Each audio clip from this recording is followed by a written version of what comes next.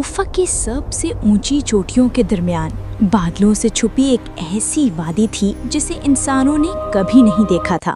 اس کا نام وادی نور تھا۔ یہاں کی مٹی سونے کی طرح چمکتی تھی اور ندیاں چاندی جیسا شفاف پانی بہاتی تھیں۔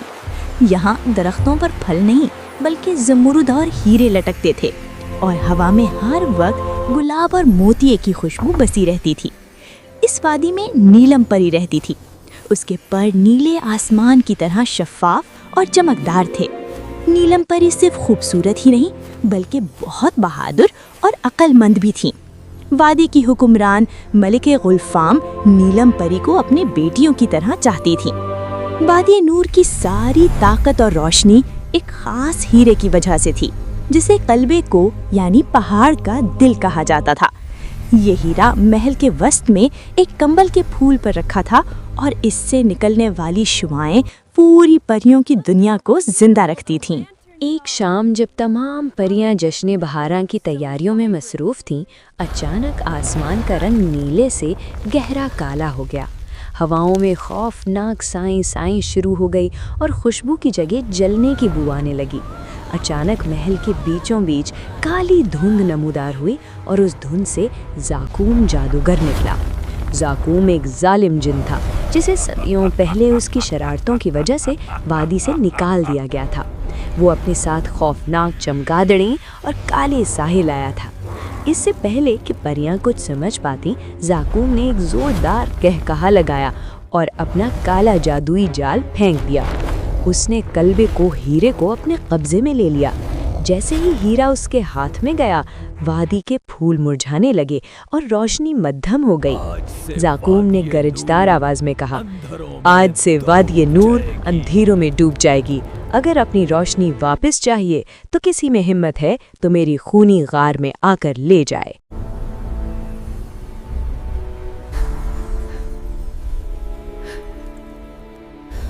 ملکہ گلفام بہت کمزور ہو گئی تھیں کیونکہ ان کی طاقت اس ہیرے سے جڑی تھی۔ تمام پریاں خوفزدہ تھیں۔ تب نیلم پری آگے بڑھی۔ اس نے ملکہ کے قدم چومے اور کہا، ملکہ عالیہ، میں وعدہ کرتی ہوں کہ سورج کی پہلی کرن سے پہلے وہ ہیرا واپس لے کر آؤں گی۔ ملکہ نے اپنی انگلی سے ایک تلسمی انگوٹھی اتاری اور نیلم کو دی اور کہا، بیٹی، راستہ بہت کٹھن ہے۔ یہ انگوٹھی تمہیں مصیبت کے وقت غائب کر سکتی ہے، لیکن یاد رکھنا اس کا اثر صرف 3 بار ہو سکتا ہے۔ نیلم پری نے دعا مانگی، اپنے نیلے پر پھیلائے اور اندھیروں کی طرف اڑ گئی۔ زاقوم کی غار تک پہنچنے کے لیے سب سے پہلے فریب کا جنگل پار کرنا تھا۔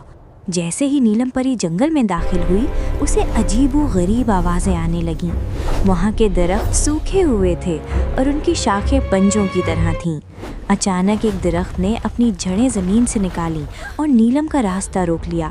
درخت بولا، رک جاؤ، نہیں پری، آگے موت ہاں، واپسی چلے جاؤ۔ نیلم نے ہمت سے کہا، میں ڈرتی نہیں ہوں، مجھے اپنی وادی کی روشنی واپس لانی ہے۔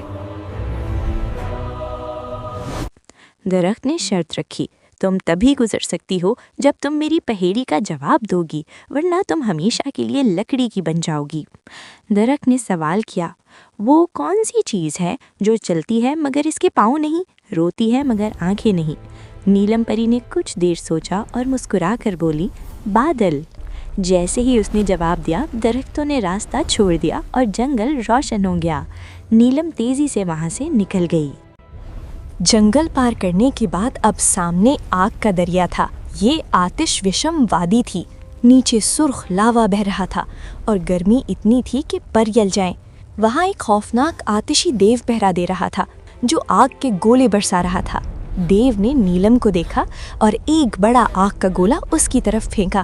نیلم فوراً دائیں طرف مڑی اور بچ گئی، لیکن دیو بہت طاقتور تھا۔ نیلم کو ملکہ کی انگوٹھی یاد آئی۔ اس نے انگوٹھی رگڑی اور فوراً غائب ہو گئی۔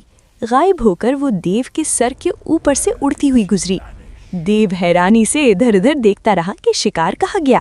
اس سے پہلے کہ انگوٹھی کا اثر ختم ہوتا، نیلم پری آگ کے دریا کو پار کر چکی تھی۔ آخر کار نیلم پری اس کالی پہاڑی پر پہنچ گئی جہاں زاقوم کا قلعہ تھا۔ یہ قلعہ کالی ہڈیوں اور پتھروں سے بنا تھا۔ اندر داخل ہوتے ہی اس نے دیکھا کہ زاقوم ایک بڑے دیگچے کے پاس کھڑا کالا جادو کر رہا تھا، اور قلبے کو ہیرا ایک پنجرے میں قید تھا جس کی روشنی مدھم ہو رہی تھی۔ نیلم پری چھپتے چھپاتے ہیرے کے قریب پہنچی، لیکن زاقوم کے پاس ایک جادوئی آئینہ تھا۔ اس نے نیلم کو دیکھ لیا۔ تم یہاں تک آ ہی گئی، زاقوم نے چلا کر کہا اور اپنی چھڑی گھمائی۔ اس نے نیلم کو پتھر کا بنانا چاہا۔ نیلم نے فوراً اپنی جیب سے آب حیات کی شیشی نکالی جو اسے بچپن میں اس کی ماں نے دی تھی، اور اس کے چند قطرے زاقوم کی طرف پھینکے۔ آب حیات کی پاکیزگی زاقوم کی شیطانیت برداشت نہ کر سکی۔ جیسے ہی پانی اس پر گرا وہ جلنے لگا اور چیخیں مارنے لگا۔ اس موقع کا فائدہ اٹھاتے ہوئے نیلم پنجرے کی طرف لپکی۔ تالا جادوئی تھا۔ نیلم نے دوبارہ انگوٹھی کا استعمال کیا اور سلاخوں کے آر پار ہو کر ہیرے کو اٹھا لیا۔ جیسے ہی قلبے کو نیلم کے ہاتھ میں آیا، اس کی روشنی تیز ہو گئی۔ اس روشنی نے زاقوم کے کالے جادو کو توڑ دیا۔ قلعہ لرزنے لگا۔ نیلم نے ہیرا سینے سے لگایا اور پوری طاقت سے وہاں سے اڑ گئی۔ اس کے پیچھے قلعہ گر کر تباہ ہو گیا۔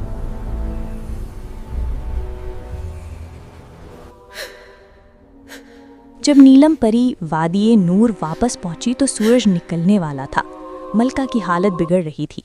نیلم نے بھاگ کر ہیرا واپس کمل کے پھول پر رکھ دیا۔ ایک زوردار دھماکہ ہوا اور سفید روشنی کا طوفان امڑ آیا۔